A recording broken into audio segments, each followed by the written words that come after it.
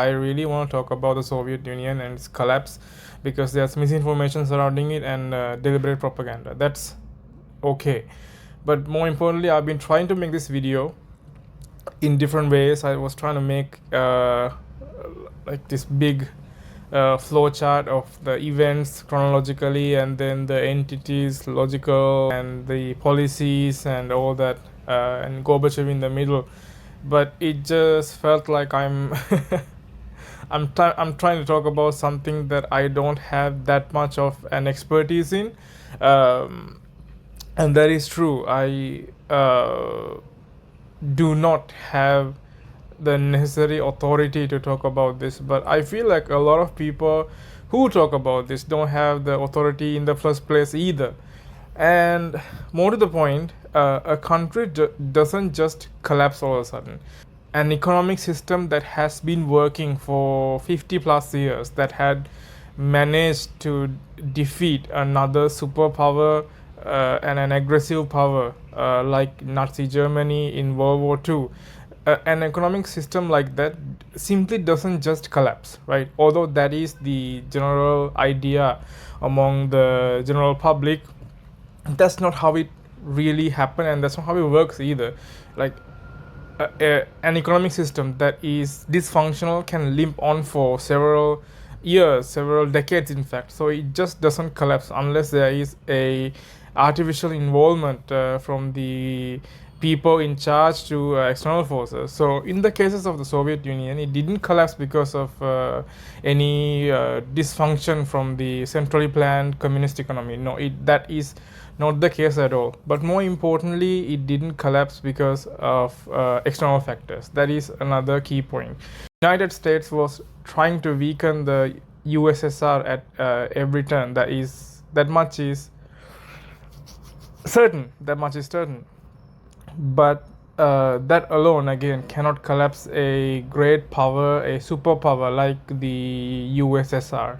There is a lot of finger pointing into like who was actually responsible for the collapse. Some blame Gorbachev, some blame Yeltsin, and then some blame the espionage by the United States and other countries, and some blame that the USSR was not truly communist in the first place, and they were not truly Marxist, and that ideological deviation from actual Marxism made them weakened and eventual collapse. The truth is that it was sort of a group project, but it was headed by one man called Gorbachev, right? And then here's the key point: he was not trying to make it into a weaker power or make it into a state where they eventually have to collapse. In fact, what he was trying to do was reform and rejuvenate the USSR, make it more democratic, make it more flexible, make it economy more stable. The thing is, while he was a really good legislator, I think his actual job was a lawyer because before he joined the party. While he was a good legislator, he was not really good at calling shots, first of all, and his entire thrust into the leadership was because he was reform minded, and that was about it. He didn't have the charisma, he didn't have the kind of political instinct to preserve his power and make sure there can be actual change within the Soviet Union. He thought his pen was mightier than the enormous accumulation of power built up by the previous general secretaries. So what really happened?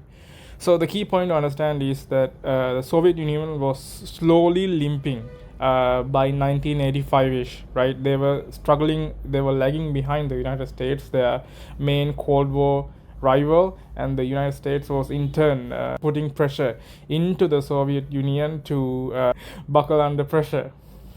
In comes Gorbachev, right? And there is desperate need for change from the public, from the party. Everybody is talking about change. his idea, his overall goal was to eventually integrate the Soviet Union and the Second World, the Warsaw Pact, everything, sort of absorb and amalgamate into the First World. He saw a vision of a common European home. He called it our common European home. And he wanted to be part of the European economy, the European political system, etc. And to do that, he realized that he had to change the Soviet Union from a politically repressive totalitarian system into a democratic system that mimics Western style democracy, right? And that's what he did first. So in a way, he was very committed to the ideas of freedom and freedom of expression and all that. The thing is, he was not the only smart person in the Soviet Union, right? When he made changes to the constitution that allowed the republics within the Soviet Union to declare sovereignty, he probably put it there to show people that he can be as democratic as their Cold War rivals, I guess. But there are opportunists within the Soviet Union, and they use this piece of legislation to declare sovereignty while still in the Soviet Union. And then that allowed the constituent republics to manage their own finances and resources. So this was a radical break, because now it used to be that the Soviet Union was a very well connected economy. Timber from the Siberian forests used in factories in either Eastern Europe, and coal and gas and oil from the Russian Federation were used in the factories and houses in Ukraine. And Ukrainian grain and other agricultural exports provided sustenance for the population within the Soviet Union. So what happens with this break apart, soft break apart sort of, within the Soviet Union, what happens is that it suddenly becomes a little bit dysfunctional, right?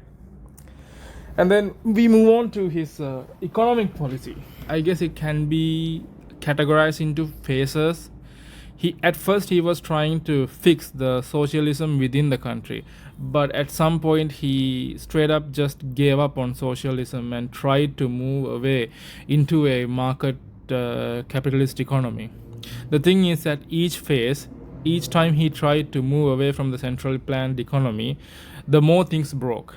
And then it was a feedback loop where the more things broke, the more he thought to himself that it's because they haven't implemented market economy more efficiently and more thoroughly. So he sort of doubled down each time when the economy broke. What we need to understand is that Gorbachev had the best intentions at hand. It's just that his reforms created the perfect environment for nationalist and ethnic division and economic dysfunction and the devolution of the power and authority of the central government, right?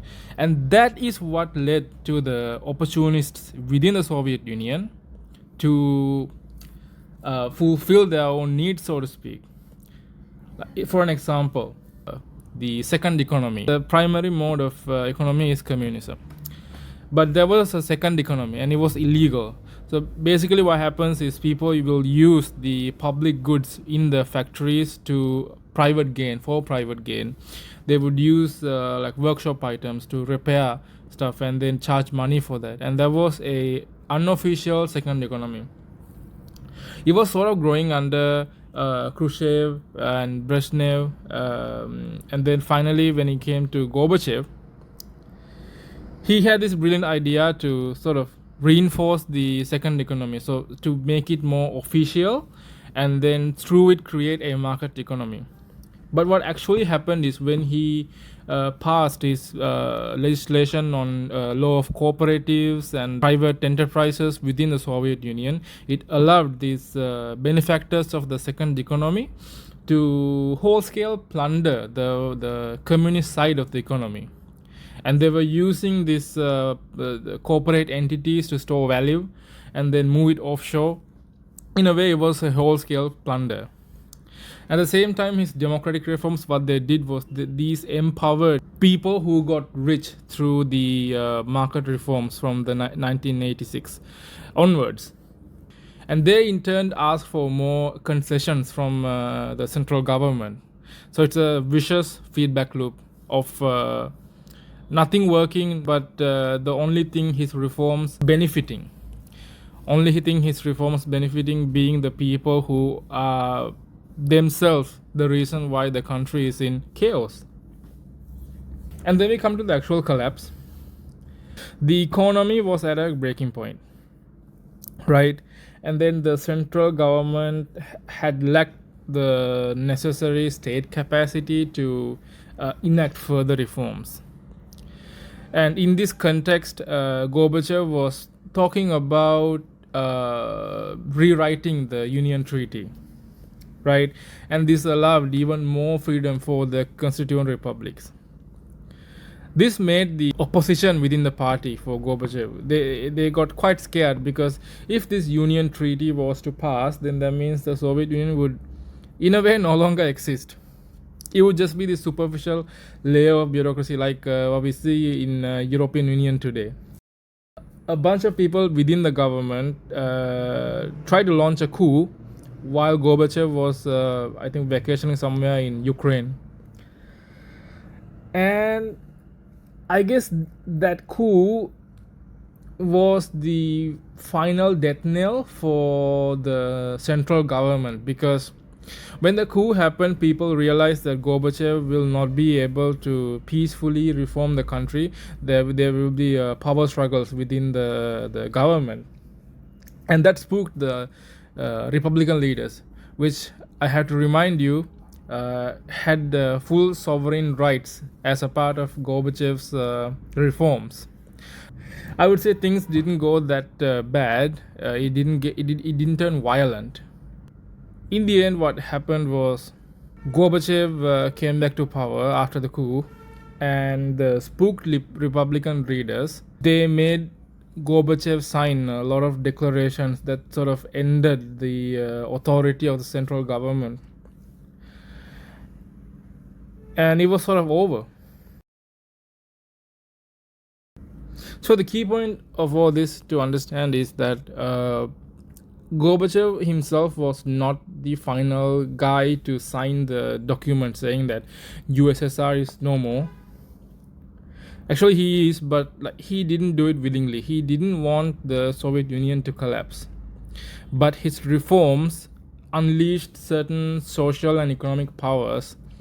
Like, once you unleash it, you cannot put it back in a bottle. And it created this environment that where, as a rational actor, the only thing that you can do is declare independence from the Soviet government and just go about your day. Of course, there's a lot of stuff that I didn't talk about here, because I mean, it's a very complicated topic, but Gorbachev is at the center of it. Like, you really have to understand.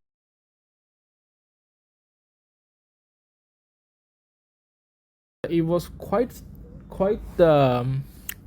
unnecessary. He genuinely thought that giving concessions unlimitedly will make it more legitimate, a more legitimate democracy. But part of statecraft is that you have to keep a certain amount of power within you. That's how you can control the people, control the government, give and pass legislation legally. And more to the point, the American intelligence was stunned at some of the stuff Gorbachev was doing, because he was whole-scale devolving power, whole-scale trying to radically break away from the economy, and that always spells disaster. I think a more level-headed person with actual experience in governing the Soviet Union, like Yuri Andropov before Gorbachev, who untimely passed away, I think someone like that could have made the Soviet Union survive in some shape or form into the 21st century. While Gorbachev was not trying to deliberately, consciously make the Soviet Union collapse, his actions undoubtedly moved the ship forward to the point where the only possible option was to collapse.